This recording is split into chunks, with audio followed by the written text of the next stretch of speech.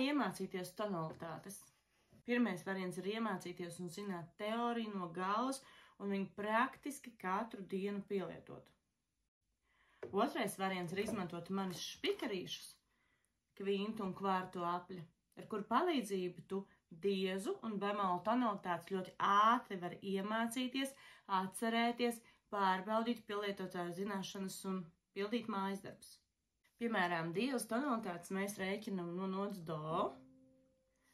Do mums ir gamma, kurai zīmes pie atslēgas nav.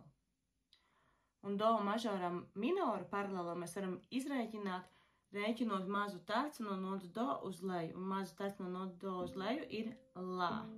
Tad do mažors un lā minors, zīmes pie atslēgas nav.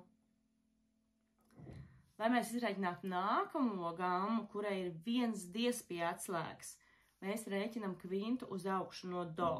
No skaņas do kvinta uz augšu ir sol. Sol mažoram ir viena zīme pie atslēgas, fa diez, un paralēlais minors ir rēķinam mazu tercu no sol uz leju, iegūstam mi. Sol mažors, mi minors, pie atslēgas viena zīme, fa diez.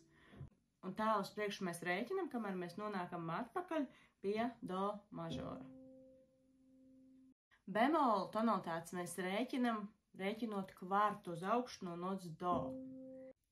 Kvarta no nots do ir do, fa. Do mažoram zīmes nav, paralēls minors ir lā minors. Nākamais mažors, kuram viens bemols ir pie atslēgas, ir fa mažors. Un paralēls minors, no fa rēķinam mazu tercu uz leju, iegūstam re. Fa mažors, re minors, viena zīme pie atslēgas, si bemol. No fa rēķinam atkal kvartu uz augšu, iegūstam si bemol mažoru.